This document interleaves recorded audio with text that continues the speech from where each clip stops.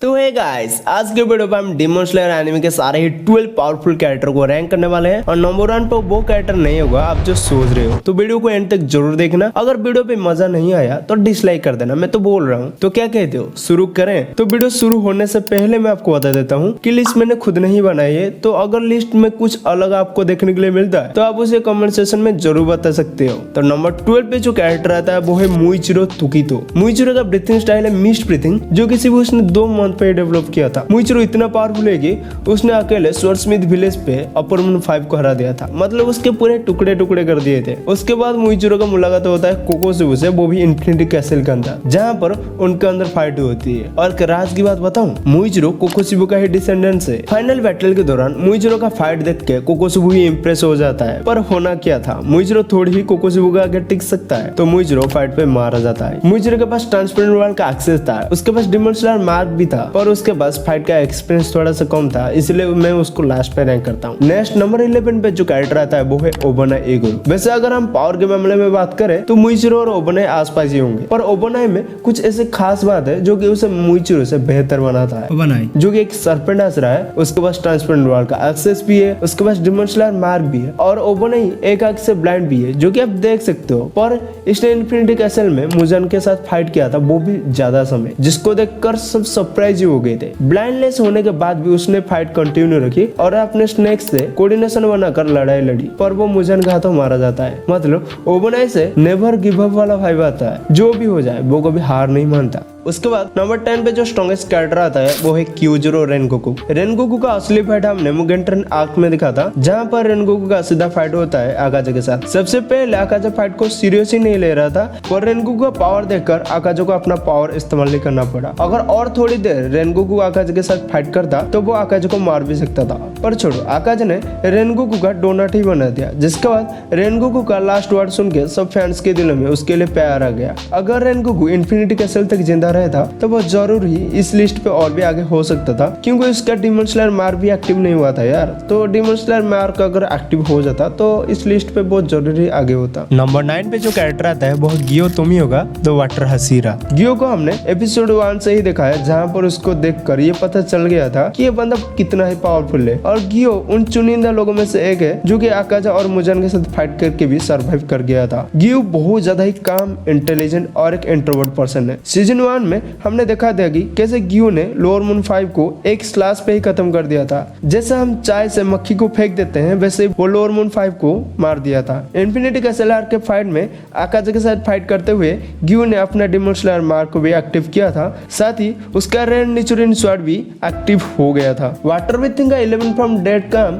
जो कि बहुत ज्यादा कूल और डेडलिस्ट मूव है गियो का, जो कि मल्टीपल डेमन को एक स्लैश पे ही खत्म कर देता है। गियो आकाजा के साथ जब फाइट कर रहा था तब वो शुरुआत में तो थोड़ा सा वीक पड़ रहा था, पर जैसे ही फाइट आगे बढ़ी तभी गियो ने आकाजा के ऊपर डोमिनेट भी किया था। और मुजन के साथ फाइट में भी गियो का कंट्रीब्यूशन इमेंस है, पर गियो से भी पावरफुल है। इस लिस्ट पे नंबर 8 पे जो आता है वो है सानमी शिनाजुगावा, द विंड हसीरा। सानमी बहुत ज्यादा ही एग्रेसिव कैरेक्टर है। जब नेजुको उबियाजी के हाउस में आया था तब सानमी उसको मार ही देता यार, पर वो रुक गया था। सानमी का एक डार्क पास रहा है, उसने अपने हाथों ही अपने मदर को मारा था। सानमी इन्फिनिटी कैसल में कोकोशिबु और मुजन के साथ फाइट करके भी सर्वाइव कर गया था। इन्फिनिटी कैसल में सानमी का फाइट सबसे पहले कोकोशिबु के साथ हो रहा था, जहां पर कोकोशिबु भी स्ट्रगल कर रहा था। सानमी का वो एवरीथिंग से उसके पास हाई इमेंस ऑफ स्पीड और अनप्रेडिक्टेबल कॉम्बोस यूज करता है, जिससे वो एनिमी को घुटने में बैठा देता है। सानमी का बॉडी भी बहुत ज्यादा पावरफुल है, इसलिए बहुत सारे लोग उसको आकाजा से भी पावरफुल मानते हैं, पर मैं नहीं मानता, क्योंकि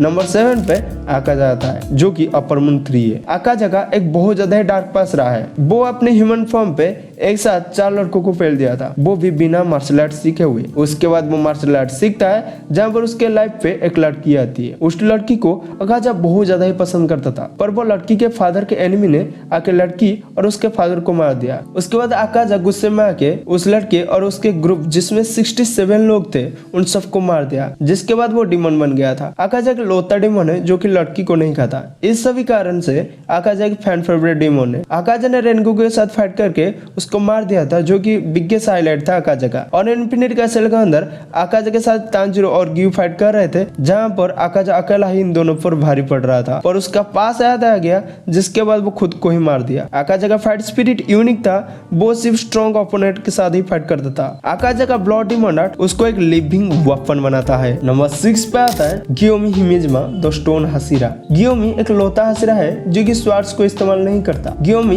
अनडाउटली करंट जनरेशन का सबसे पावरफुल हसीरा है और इन्फिनिटी कैसल के अंदर वो सबसे पहले कोकोशिबु के साथ फाइट किया था, जहां पर कोकोशिबु गियोमी का पावर देख के वो चौंक गया था और उसने कहा था कि गियोमी जैसे ताकतवर इंसान उसने पिछले 300 साल से नहीं देखा है। गियोमी ब्लाइंड होने के बाद भी उसकी सेंस एंड इंटेंस इंसेन है। उसने भी डिमोन स्लेयर मार्क और ट्रांसपेरेंट वर्ल्ड को अनलॉक कर दिया था। कोकोशिबु के साथ फाइट होने के बाद उसने मुजान के साथ भी फाइट किया था। अगर गियोमी का फाइट आकाजा के साथ होता है तो हाईली चांसेस है कि गियोमी इस फाइट पे जीत जाएगा। पर हमारे लिस्ट पे नंबर 5 पे जो कैरेक्टर आता है वो है Doma the upper moon 2। Doma दिखने में एक साइकोटिक कैरेक्टर है, पर उसका blood demon art ice manipulation बहुत ज्यादा ही पावरफुल है। इन्फिनिटी कैसल आर्क में जब डोमा और शिनोबु का फाइट आपस में होता है तो डोमा बैठे बैठे ही शिनोबु को मार देता है, जिससे उसने शिनोबु के बॉडी बहन को मारा था। उसके बाद डोमा के साथ फाइट करने आते हैं कानो और इनोसुके, पर वो भी इस फाइट पे हार जाते हैं। डोमा का पास बहुत ज्यादा ही डार्क रहा है। इसके बचपन में इसके पेरेंट्स इसके आगे ही लटके मर गए थे, जिसके बाद डोमा को कुछ महसूस नहीं होता। अगर शिनोबु का पॉइजन डोमा को नहीं मारता तो हमको डोमा का फुल पोटेंशियल देखने के लिए जरूर मिलता। पर डोमा से भी ज्यादा स्ट्रॉन्ग है इस लिस्ट पे नंबर 4 पे जो आता है वो है कोकोशिबु द अपर मून 1। कोकोशिबु डिमन बनने से पहले ही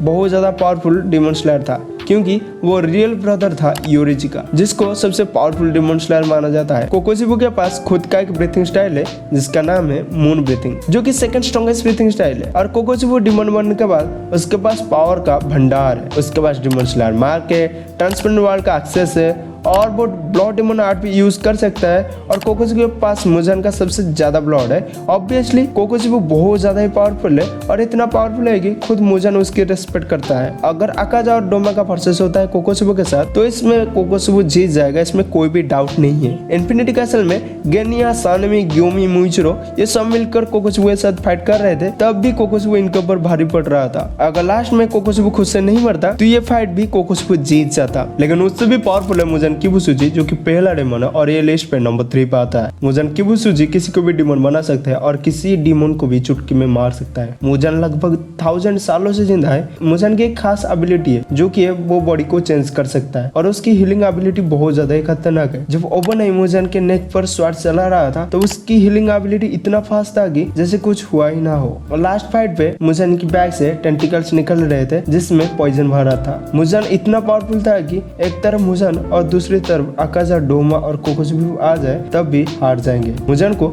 सिर्फ 2 चीजों से ही मारा जा सकता है, वो योरिची और सनलाइट। उसके बाद नंबर 2 पे आता है डिमोन किंग तांजीरो का मारो। फाइनल बैटल के टाइम पे मुजान जब मरने वाला होता है तो वो अपना सारा ही ब्लड तांजीरो के बॉडी में ट्रांसफर कर देता है, जिसके बाद तांजीरो बन जाता है सबसे पावरफुल डिमोन, क्योंकि तांजीरो सनलाइट से भी इम्यून था जिसे मुजान भी नहीं बच पाया था। अभी तांजीरो के पास डिमोन स्लेयर मार्क है, रेड नेचुरल स्वॉर्ड है, ट्रांसपेरेंट वर्ल्ड का एक्सेस भी है और ब्लड डिमोन आर्ट भी है और सन ब्रीथिंग भी। तो मेरे को नहीं लगता अभी के टाइम पे कोई भी तांजीरो को मार सकता है। पर एक कैरेक्टर है जो कि शायद ही तांजीरो को मार सकता है, वो Yoriichi Tsugikuni the sun breathing user. Yoriichi को डिमोन स्लेयर का गॉड भी कहा जाता है, क्योंकि वो पहला पर्सन था जिसने ब्रीथिंग स्टाइल को इन्वेंट किया था, वो भी सन ब्रीथिंग, मतलब सबसे पावरफुल ब्रीथिंग। योरिची बचपन से ही पावरफुल था, मतलब बचपन से उसके पास डिमोन स्लेयर मार्क था। जहाँ पर हसीरा को कई साल लग जाता है मार्क एक्टिव करने में, वहाँ पर योरिची का बचपन से ही वो था। जब मुजान पहली बार योरिची का सामना करता है तो वो अपना सारा ही ताकत लगा देता है वहां से भागने के लिए, और उसी फाइट में योरिची का रेड नेचुरल स्वॉर्ड भी एक्टिव हो जाता है। उसके बाद योरिची धीरे धीरे ओल्ड होता है एंड जब वो 80 साल का होता है तब तो उसका सामना होता है अपना भाई कोकोशिबु से, जो कि अब एक डिमन बन चुका था। उस टाइम पे भी